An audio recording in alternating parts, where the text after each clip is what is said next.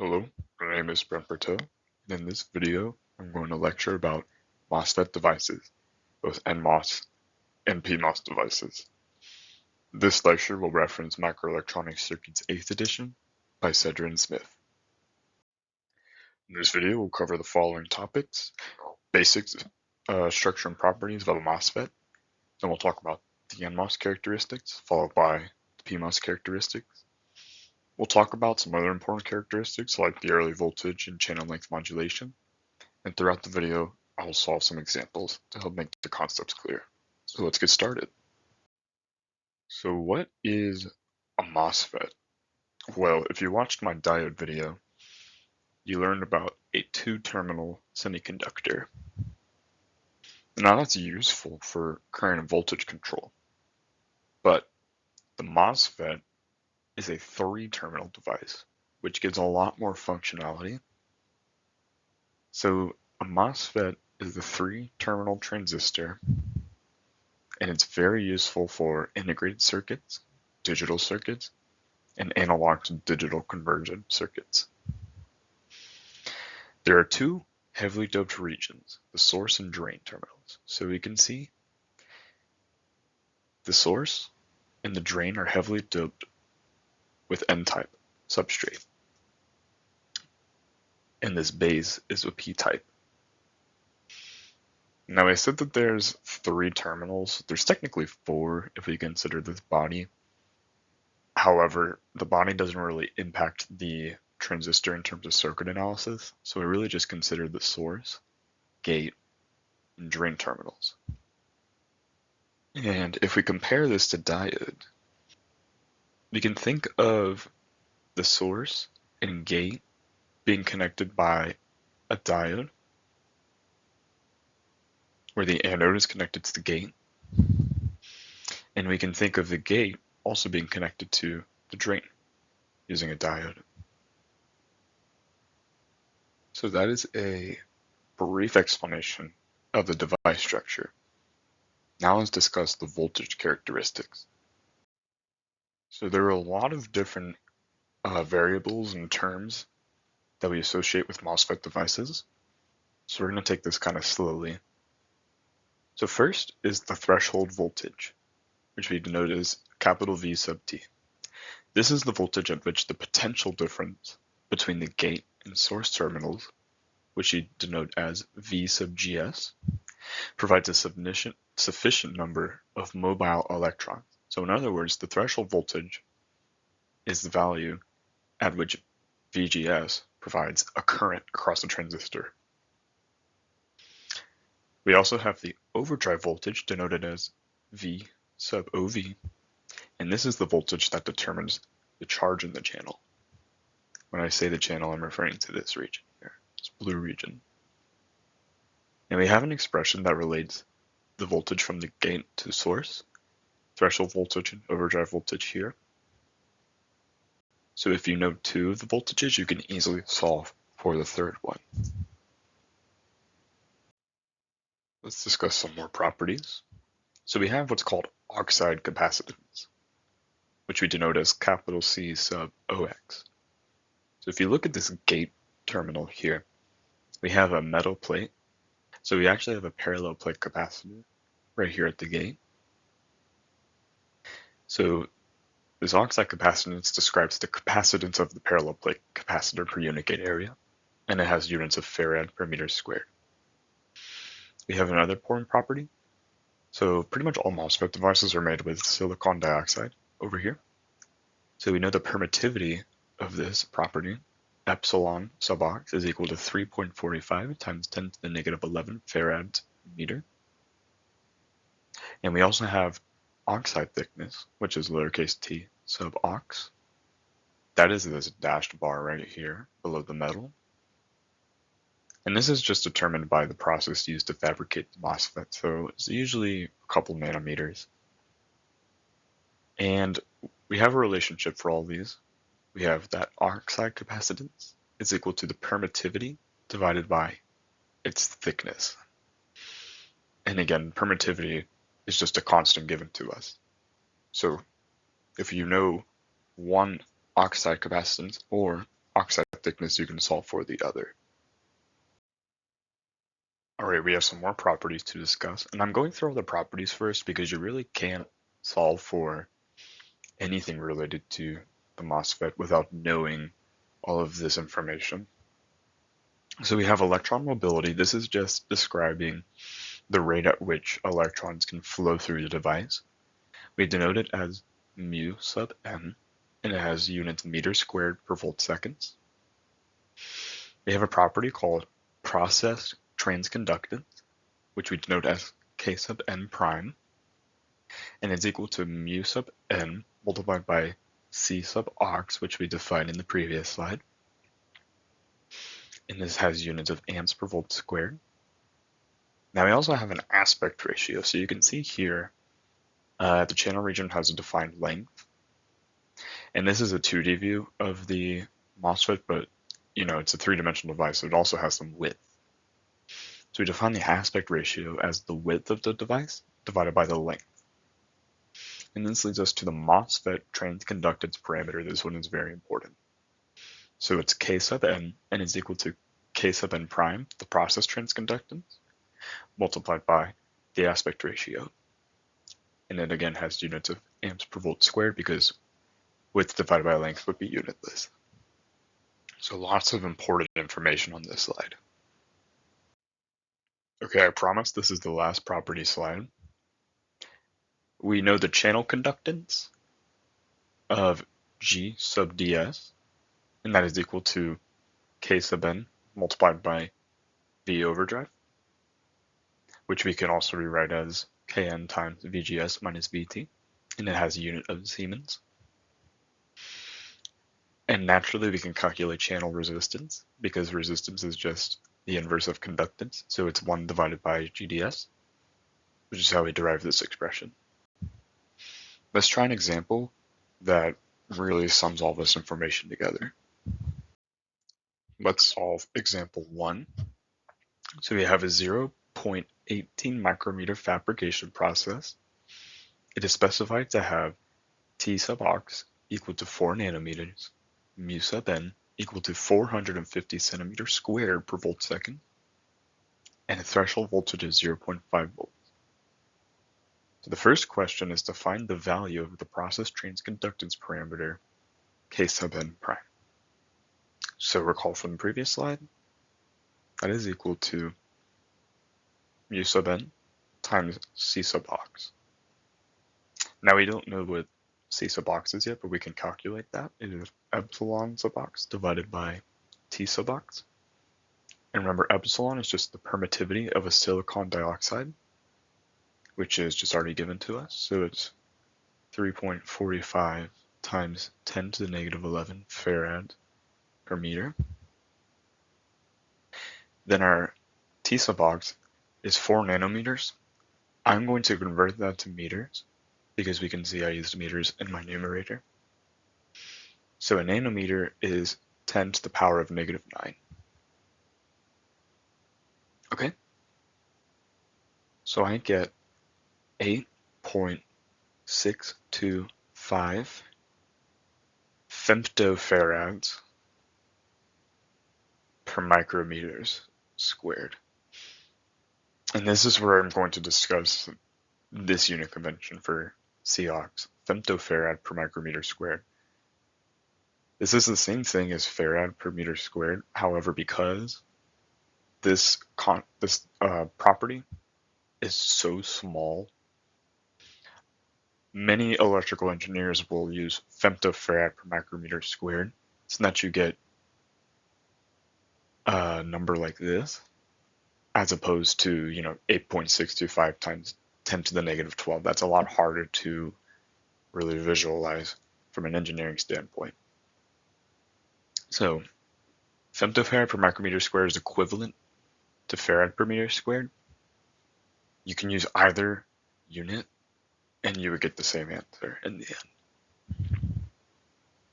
Now, that means that, again, Km prime is equal to mu n times Cox. So we have 450 centimeters squared per volt second. But we can see I'm currently using micrometers squared for my Cox. So I need to convert centimeters squared to micrometers squared. So we get 450 times 10 to the negative, or 10 to the positive 8 micrometers squared per volt second. Now why is it to the power of 8? Well, it's because we're doing centimeters squared. So normally to get from centimeters to micrometers, that's a difference in the power of 10 to the 4. But in order to get from centimeters squared to micrometers squared, you have to multiply that by 2, the exponent. So it becomes 10 to the 8. Okay, and then we have 8.625 femtofarad per micrometer squared. So we can see these two units now cancel out nicely. So I get that Kn prime is equal to 388 microamps per volt squared. Okay, let's continue. For a MOSFET with minimum length fabricated in this process, find the required value of W so that the device exhibits a channel resistance of 1 kilo ohms at VGS equals 1 volt. Okay, so there's a lot of information there. So we know that RDS is equal to 1 kilo ohm. Therefore, I can solve for my GDS is equal to 1 divided by RDS. And we know that this is equal to Kn prime times W divided by L times V overdrive. Now I don't know V overdrive yet, but I can solve for that pretty easily. V overdrive is going to be equal to VGS minus VT, which is equal to 1 volt minus 0.5 volts. So we get 0.5 volts. And I want to solve for my width. And it's stated that it has a minimum length fabricated in this process, which means that our length is 0.18 micrometers. Okay, so if I isolate W divided by L, we would get W divided by L is equal to GDS divided by Kn prime times V overdrive. So my width is equal to my length times GDS divided by Kn prime times V overdrive. So if we plug in our values, we should get that our width is equal to the length, 0.18 micrometers, times 1 divided by 1 kilo ohm divided by Kn prime, 388 microamps per volt squared, multiplied by V overdrive, 0.5 volts. And I get a width of 0.93 micrometers. So this problem really demonstrates how all of these different properties of a MOSFET come together. Let's continue with the NMOS transistor.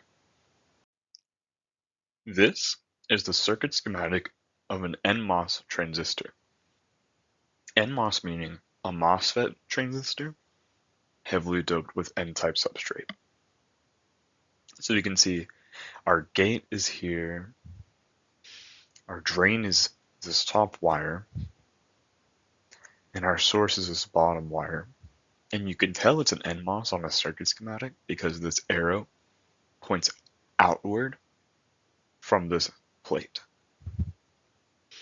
Now an NMOS transistor has 3 regions of operation: the cutoff region, the triode region, and the saturation region. Each of these regions have very different characteristics in terms of current and voltage. So we're going to explore each region very carefully. The first region is the cutoff region. It's pretty simple.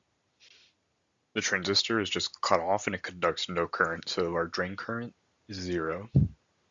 And it occurs when the voltage from gate to source is less than the threshold voltage. That is how we can define when we are in the cutoff region. So this one's pretty simple. The next two are more complicated. Now, following the cutoff region is the triode region. Here current begins to conduct across the NMOS at an exponential rate. It occurs when the voltage from gate to drain is greater than the threshold voltage, or equivalently, when the voltage from drain to source is less than the overdrive voltage. And in this region, we have an equation for the drain current across the transistor. It's pretty lengthy, but don't get overwhelmed. We've already discussed all these different parameters and what they're equal to. So recognize Kn prime, W divided by L, voltage from gate to source minus threshold voltage, and so forth. And you can simplify this equation by substituting VGS minus VT for V overdrive. Let's continue with the saturation region. Lastly, we have the saturation region. So in this region, the current saturates at a constant value. So I'll show this graphically in the next slide, but basically no matter what voltage you're operating at, as long as you're in saturation region, your current will always be the same value. So this region occurs when the voltage from gate to drain is less than or equal to the threshold voltage, or equivalently when the voltage from drain to source is greater than or equal to the overdrive voltage. I'm going to highlight this one because more than not, you're going to be using this expression. Now we have this current equation for the drain current. It's kind of similar to the triode. The main difference is that it only relies on overdrive voltage this time. So it's a little simpler, but a similar setup. Now I thought it would be helpful to view the NMOS transistor current and voltage characteristics graphically. So first let's pay attention to just the x-axis. So this is showing the cutoff region, again when VGS is less than VT. There's no current. Now, after the cutoff region, we enter the triode region. We can see current is increasing exponentially with this slope, basically the current equation. And we can see that this is V overdrive. So V overdrive demonstrates the transition from triode to saturation. So when VDS is less than V overdrive, we're in triode. Once VDS is greater than V overdrive, we enter saturation. And you can see in saturation, the current is constant. It does not change with respect to voltage anymore. So hopefully this helps. And we're going to do another example in the next slide to try and hone in these concepts. Okay, let's solve example 2. So we have a 65 nanometer process technology for which T sub ox equals 1.4 nanometers, U sub n equals 216 centimeters squared per volt seconds, and threshold voltage equals 0.35 volts. So the first thing we need to find is C ox. That's equal to epsilon ox divided by T ox. So I'll also show another way to write epsilon ox as 34.5 picofarads per meter.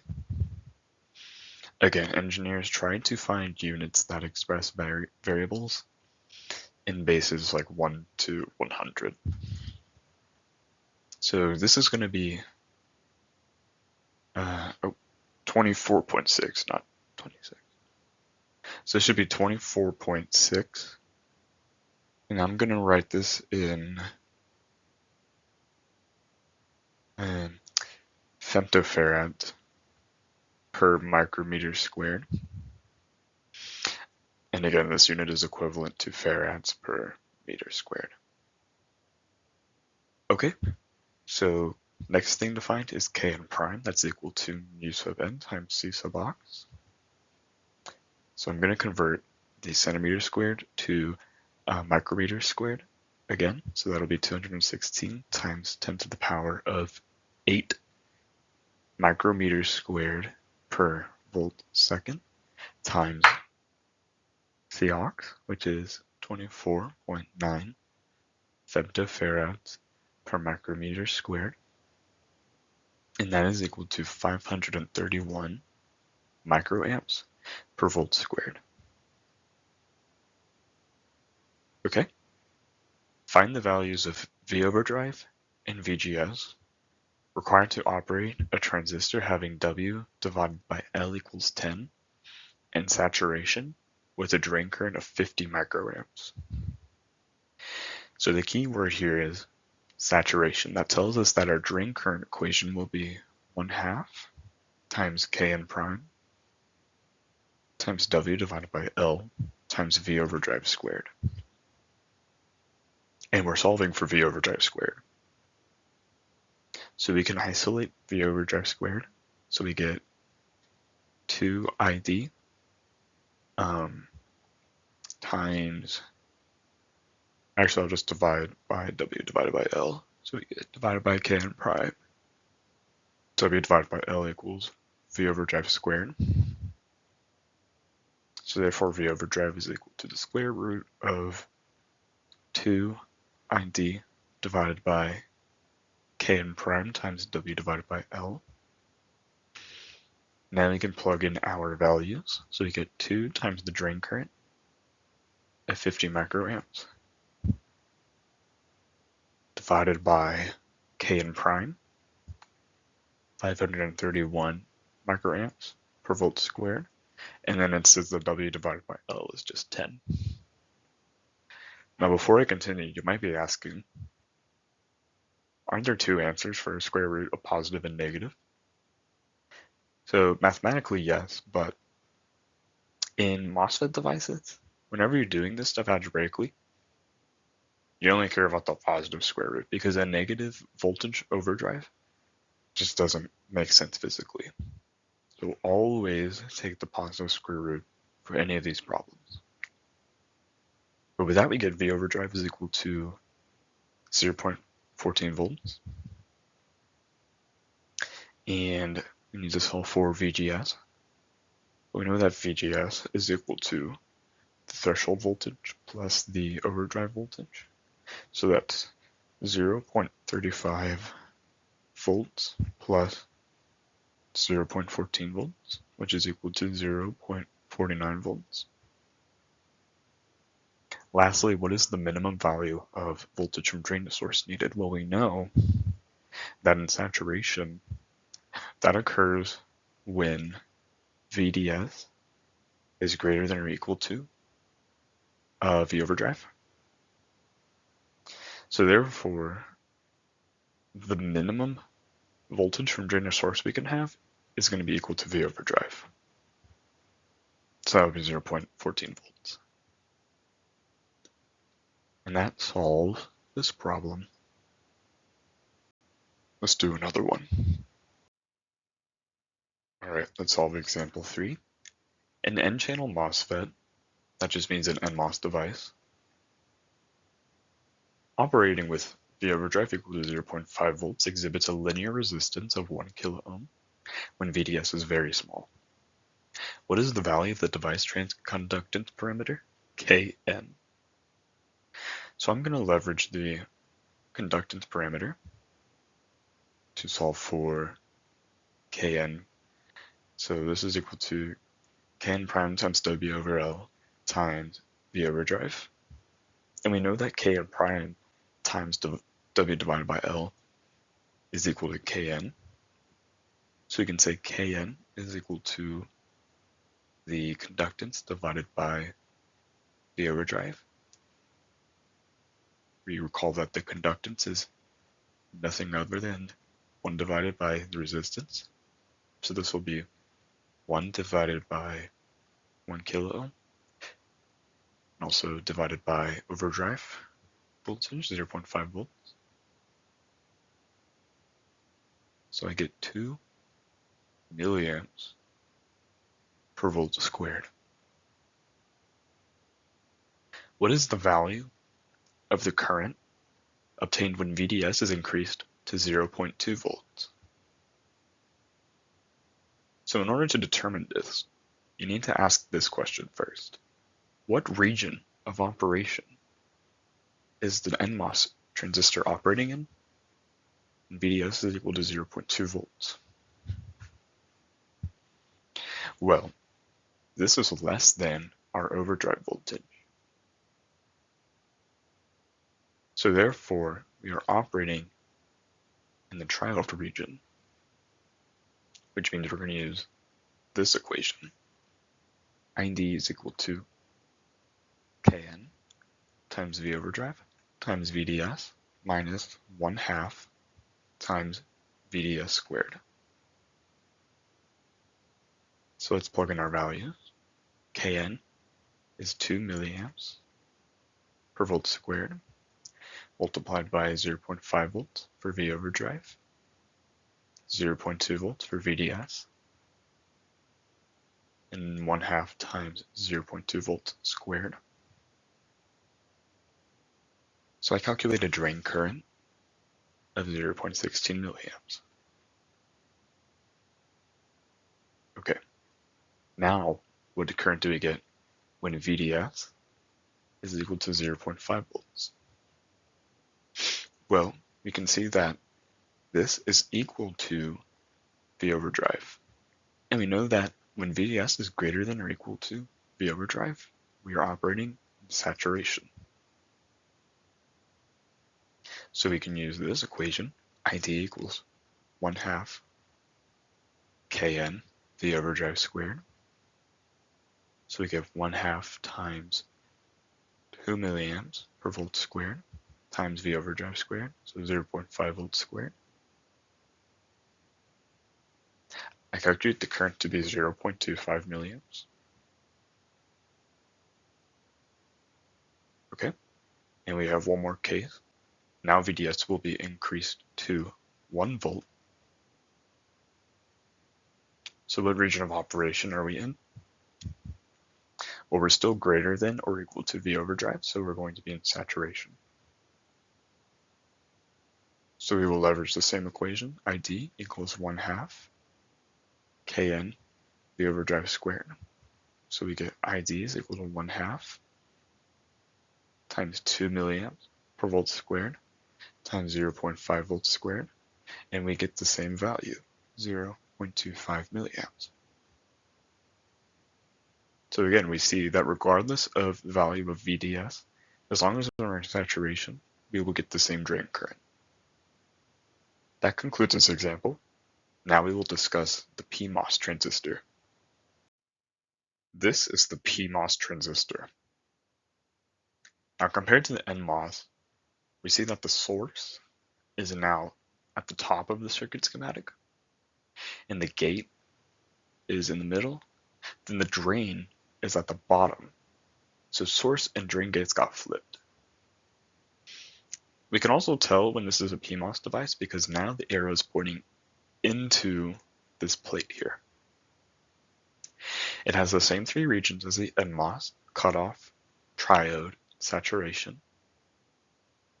And whereas the NMOS had a lot of positive voltage values, you can expect a lot of negative voltages for the PMOS.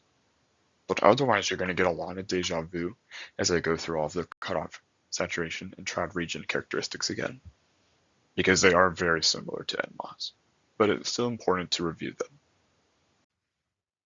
So just like the cutoff region for NMOS, when the PMOS transistor is in cutoff, there is no current being conducted, so the drain current equals 0.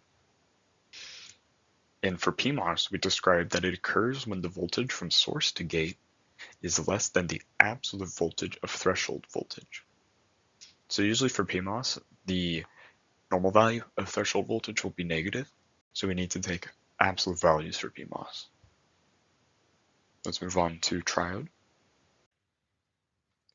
Again, just like the NMOS transistor, the PMOS transistor in triode region will begin to conduct current at an exponential rate.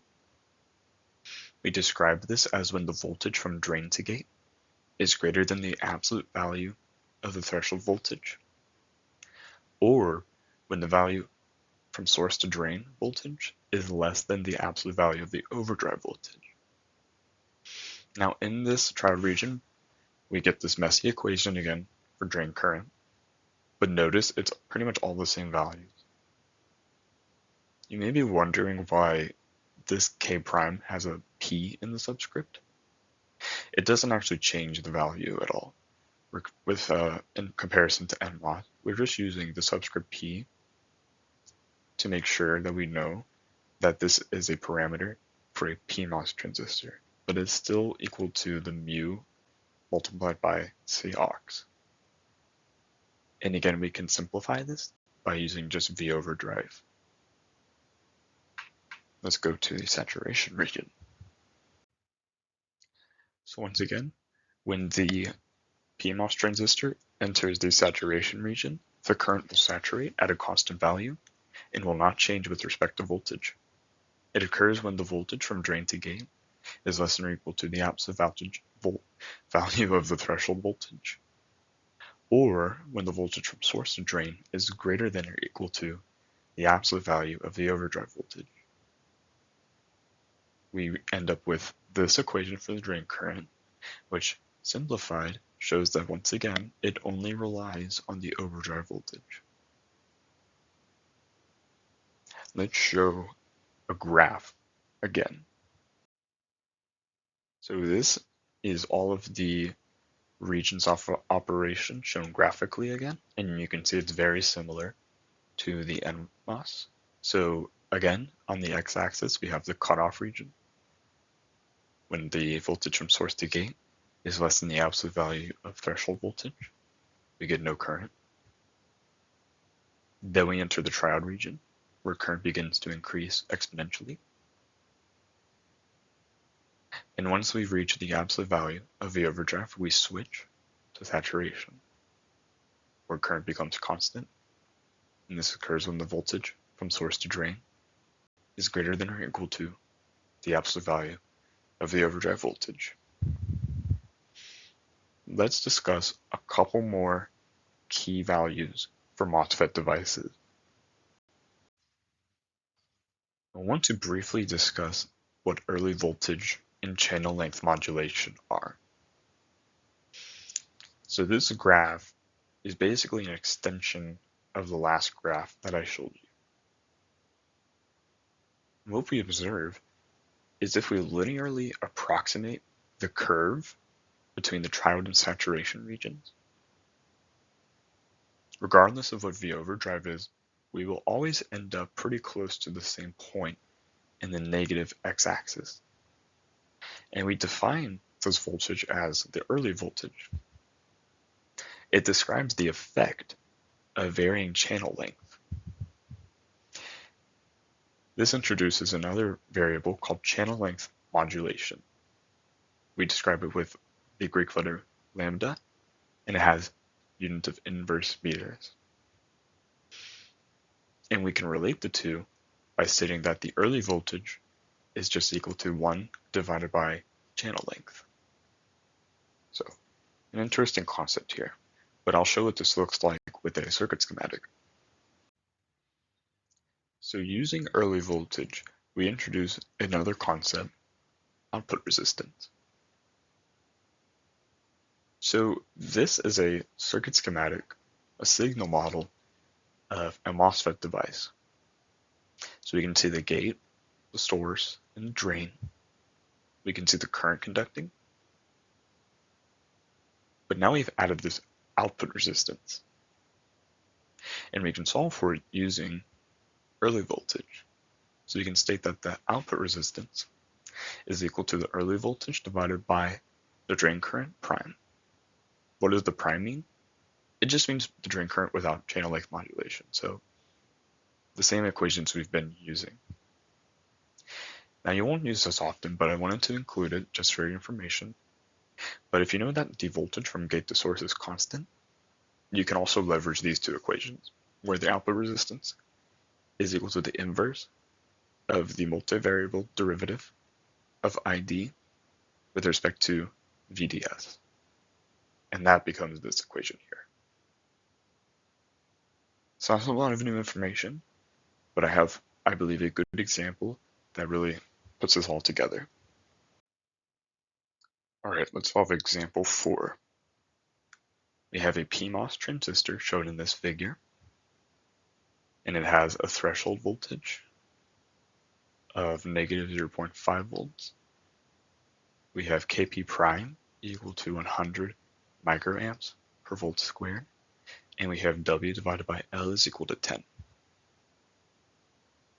So notice we have the drain voltage, the gate voltage, and the source voltage equal to 1.8 volts. Okay, part A. Find the range of the gate voltage for which the transistor conducts. So we know this has to be in triode and saturation region, because in cutoff region the transistor stops conducting. So we enter the triode region when the voltage from the source to gate is greater than or equal to the absolute value of the threshold voltage, which in this problem is equal to 0.5 volts. So what that means is, if we have the voltage drop here from source to gate, we need the voltage at the gate to be at least 0.5 volts less than the voltage at the source. In other words, voltage from source to gate is equal to the voltage at the source minus the voltage at the gate, and we need this difference to be greater than the voltage at the threshold of 0.5 volts. So in other words, voltage at the source minus 0.5 needs to be greater than or equal to voltage at the gate, and the voltage at the source is 1.8 volts. So voltage at the gate needs to be less than or equal to 1.8 minus 0.5. So we get voltage at the gate is less than or equal to 1.3 volts. Okay, let's do part B. In terms of the gate voltage, find the range for the drain voltage at which the transistor operates in the triode region. So we know that the triode region occurs when the voltage from drain to gate is greater than or equal to the absolute value of the threshold voltage, which again is 0.5 volts. So again, that means voltage from drain minus voltage at the gate needs to be greater than or equal to 0.5. And we're trying to express this in terms of VD and VG. So we're just going to add VG to the other side of the inequality. So we get VD needs to be greater than or equal to VG plus 0.5 volts. Okay, now let's do part C. In terms of the gate voltage, find the range of the drain voltage for which the transistor operates in saturation. So conversely, for saturation, the voltage from drain to gate needs to be less than or equal to the threshold voltage, which is equal to 0.5 volts, which means that voltage from drain minus voltage from gate needs to be less than or equal to 0.5 volts. So if we add that gate voltage to the right side of the inequality, we would get voltage from drain is less than or equal to voltage from gate plus 0.5 volts. So hopefully you can start to see these comparisons. Let me clean this up and we'll start with part D. All right, let's continue with part D. Neglecting channel length modulation, find the values of the absolute value of the overdrive and the gate voltage and the corresponding range of the drain voltage to operate the transistor in the saturation mode with ID equal to 50 microamps. Okay, so we have ID equal to 1/2 times Kp prime times W divided by L times the absolute value of V overdrive squared. This is the current equation for saturation. So if we isolate V overdrive squared, we get V overdrive, its absolute value, is equal to the square root of 2 times ID divided by Kp prime times W divided by L. And again, we're only concerned with the positive square root. So let's plug in our values. We want the positive square root of 2 times 50 microamps. So I'm going to convert that to amps, 10 to the negative 6. Actually, I see that Kp prime is also microamps. So we can keep this in microamps too, because those units will just cancel out. So 50 microamps divided by 100 microamps per volt squared times W divided by L, which is 10. So you can see the microamps will cancel out. Okay? So I get 0.32 volts. And we know that for saturation, we can calculate V overdrive is equal to the voltage from source to gate minus the absolute value of the threshold voltage. So therefore, the voltage drop from source to gate is equal to the absolute value of the overdrive voltage plus the absolute value of the threshold voltage. So that is equal to 0.32 volts plus 0.5 volts. So we get 0.82 volts. Okay, so we found V overdrive. Now we need to find the voltage at the gate. So again, we know that the voltage at the source is equal to 1.8 volts. Voltage at the gate, so voltage from source to gate is equal to voltage from source minus voltage at the gate.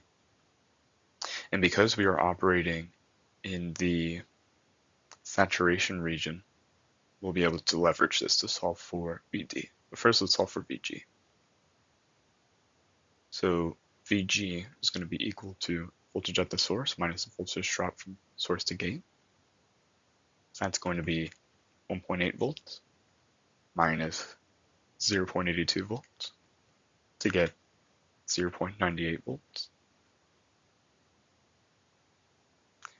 Lastly, to find the range of VD, we know that VD needs to be less than or equal to VG plus the threshold voltage, its absolute value. So VD needs to be less than or equal to 0.98 plus 0.5. So VD needs to be less than or equal to 1.48 volts. All right, let's continue with part E. Part E says if lambda equals negative 0.2 inverse volts, find the value of the output resistance corresponding to the overdrive voltage determined in D. So in D, we calculated the overdrive voltage to be 0.32 volts. And I think the easiest equation for this problem is going to be the output resistance equal to 1 divided by channel length modulation multiplied by the drain current. So we can calculate drain current given the overdrive voltage as 1/2 times Km prime times W over L times V overdrive squared. And it's actually already given to us in part D, it's just 50 microamps. So we can calculate output resistance to be 1 divided by 0.2 inverse volts multiplied by 50 microamps. That is equal to 100 kilo ohms.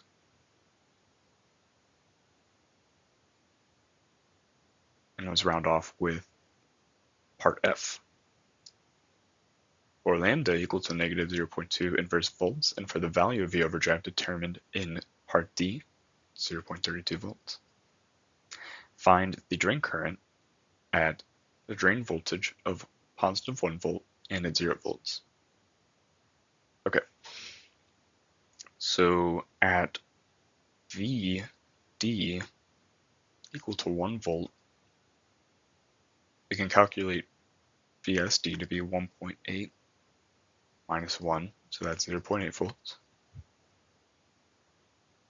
So using channel length modulation, I guess I haven't shown this equation yet. It's going to be 1/2 times Kn prime times W divided by L times the overdrive squared. So this is the saturation current, but we also have to factor in channel length modulation by doing 1 plus the absolute value of lambda times the absolute value of the voltage from source to drain. So this is actually a new equation. I haven't shown you yet, but this is how to solve for drain current when you're considering channel length modulation. Okay, so that'll be 1/2 times Kn prime, which is 100 microamps per volt squared, times 10 times the overdrive squared is 0.32 volts squared. Then we're going to multiply all that by 1 plus the channel length, 0.2, or it's negative, it's the absolute value, so it's going to be positive, times the voltage from source to drain. This absolute value is more clear. So that's 0.8 volts. Okay, so I calculate 58 microamps.